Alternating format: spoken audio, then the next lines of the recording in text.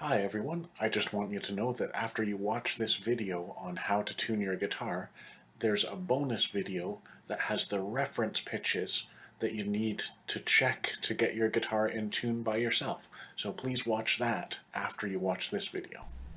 Hello, Instrument for Every Child, students and parents. In this video, we're going to talk about tuning your guitar, because playing an out-of-tune guitar is no fun.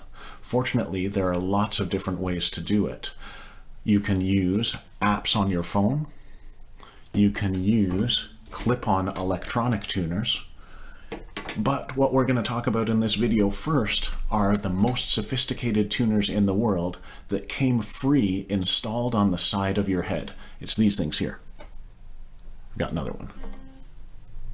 So your ears are great tuners, but the catch is you need to learn how to use them. And that's pretty tricky. First, we also need to know how to use the guitar and the parts of the guitar that help with tuning. We need to use a pick or just your thumb to play the string so you can hear if it's in tune or not.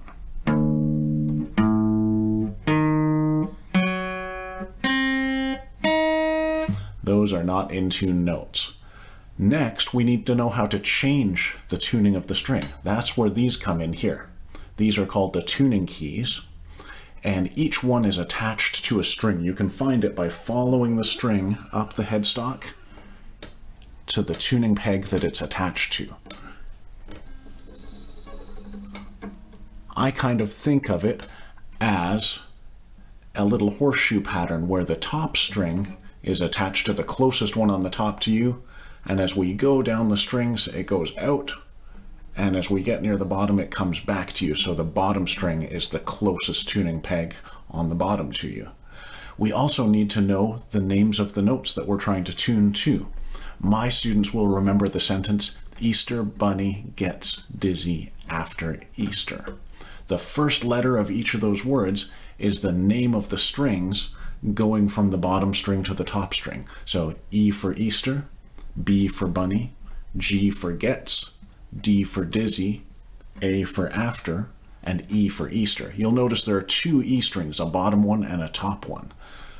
The next thing we'll need is a reference pitch. We need to hear a sound that's in tune so that we can bring the guitar to meet that tuning. So I'm using an app on my phone. My students will remember this as Mr. Clicky, and it has a pitch pipe on it that gives me reference pitches. These are pretty cheap, and we'll talk about that in another video, how to get good apps that can make tuning and practicing guitar easy and fun. So on this, it can play an in-tune note for me. This is an E note that we're listening to right now, and I'm going to compare my guitar to this E note.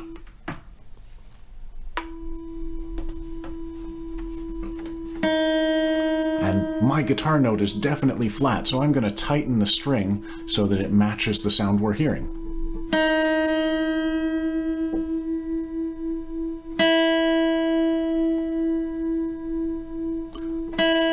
There, now those are fitting together nicely. Let's go up to the next one. What's the second string?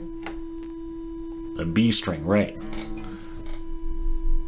This is what an in-tune B sounds like. This is not what an in-tune B sounds like. I need to bring this down to match that sound.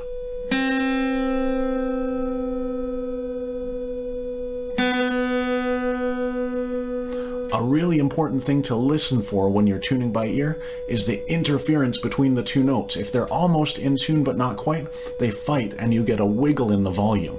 The faster the wiggle, the further out of tune you are. So listen for the wiggle here. I hear it like that. I'm going to try and slow it down.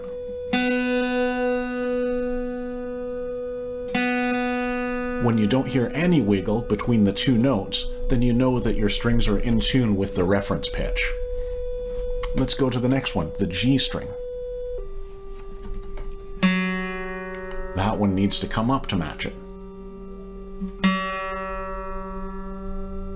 Hear the wiggle now?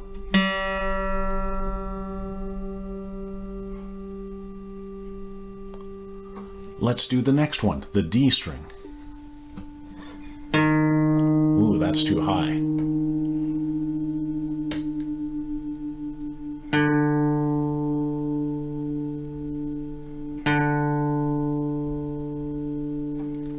Then the A string.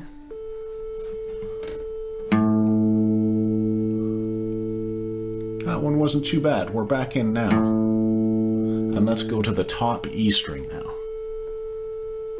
It's the same note we used to tune the bottom string, but now we're on a lower pitch. And that's too low.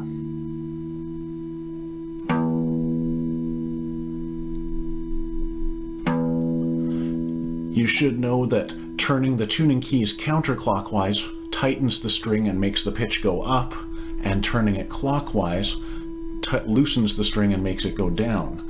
But when you're tuning by ear, the most important thing is just to listen. If you're turning it the wrong way, you'll hear the note get further out of tune, and if you're turning it the right way, you'll hear it get closer and you'll hear those waves slow down. One thing to check after you've tried tuning all your strings is to strum a chord. My students know chords like the E chord that uses all 6 strings. And if it sounds pretty good, then you're reasonably in tune. You can also use a G chord. And if that sounds good, then you can be pretty confident that your guitar is ready to play. So happy practicing, everybody, and look forward to other videos that will help you learn and practice.